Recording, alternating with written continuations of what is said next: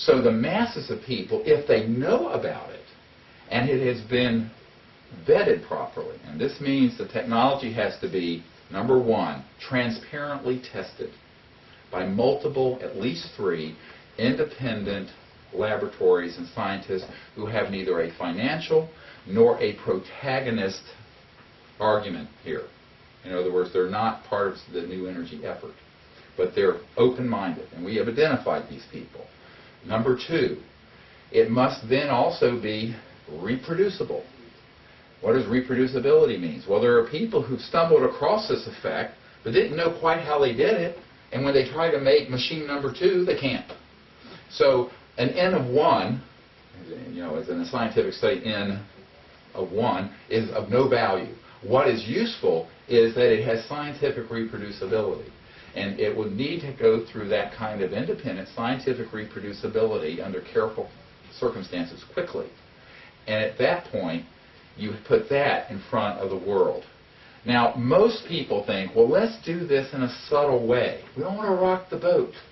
We'll hide my machine in a rock crusher or in a forklift operation where we're charging the battery. I'm giving you cases that are going on today as we speak. Ain't going to help. It's the tree that fell in the woods nobody heard.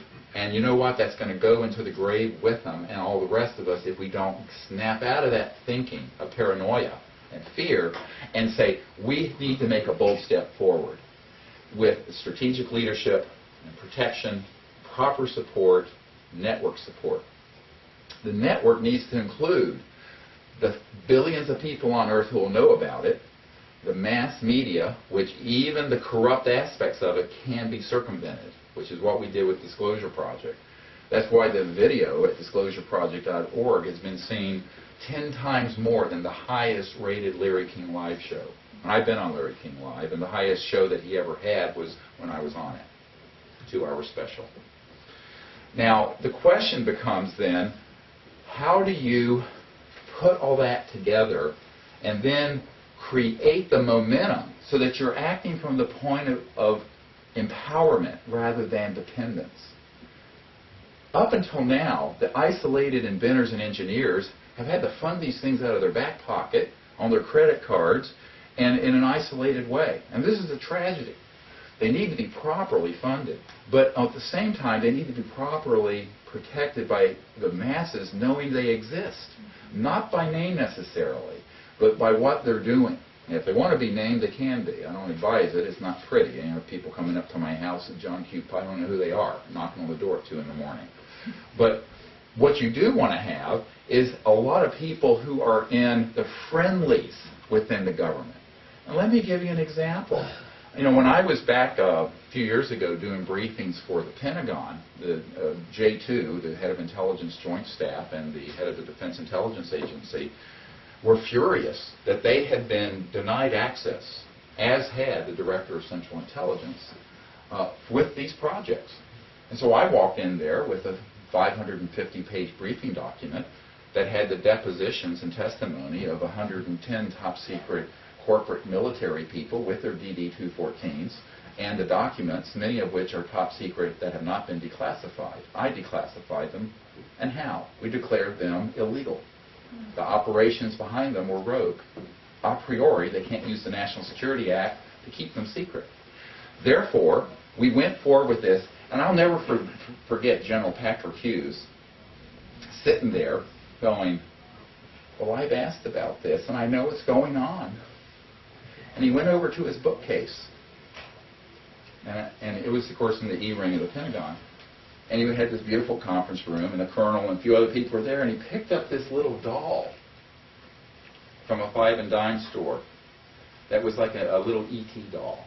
He says, this is all I've gotten for my inquiries into this matter. And I said, yes, sir, I understand. And, of course, I can tell you that the Director of Central Intelligence and your counterpart in the United Kingdom, the head of the Ministry of Defense, Lord Hill Norton, who I've met with, as well as the Admiral Wilson, who's the head of Intelligence Joint Staff, have all been in the same boat. You're victims of the compartmentalized operations that have escaped the oversight of the executive branch, the Congress, most of them. There are a few people, and I know who they are, who are in this group, and the people. And they are rogue and illegal. Now, what's interesting is that that created its own dynamic, where now people, you would think that you're going to have a lot of resistance over at the Pentagon and at Langley. No, you're not. Why? Because most of those guys are now furious because they know they were being lied to about operations and projects. Now, you're asking, why don't they step forward with this?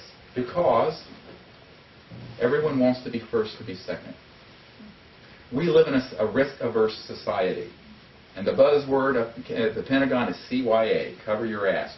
No one really wants to shake these 8,000-pound gorillas up who are kind of running this. And this is why, after we briefed the Director of Central Intelligence and his inner circle, Clinton's best friend came to my house and said, well, they're very supportive of what you'd like to do, but they're convinced he'll end up like Jack Kennedy if he does it.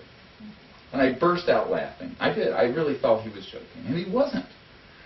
So the specter of fear has a positive aspect to it in this regard.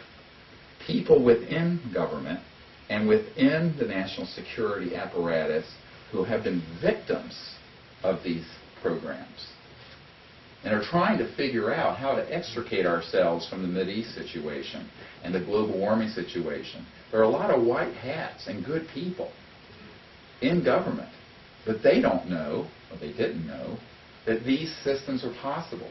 Now, they're not going to take a leadership role. Why?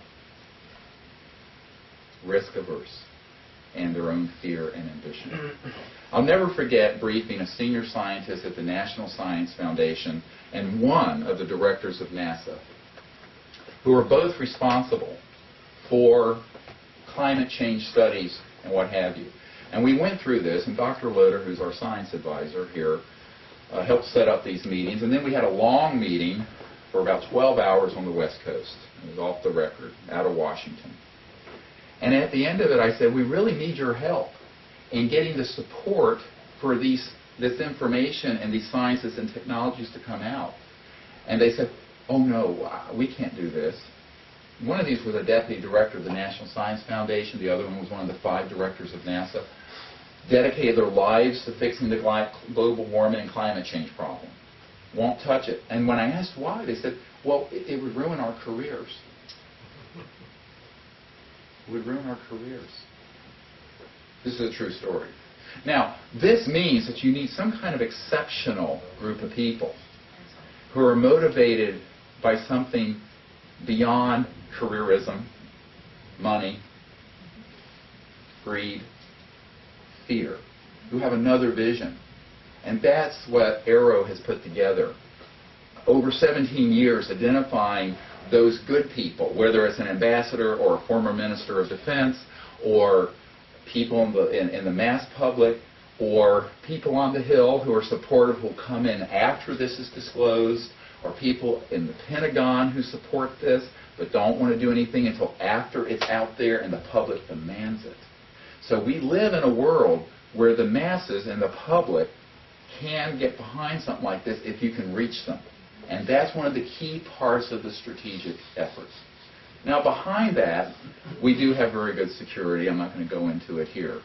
From the quarters that have traditionally kept these secret, about 50% of the committee, the global committee that has been analyzing and running these projects for the last several decades, is now in favor of this information coming out.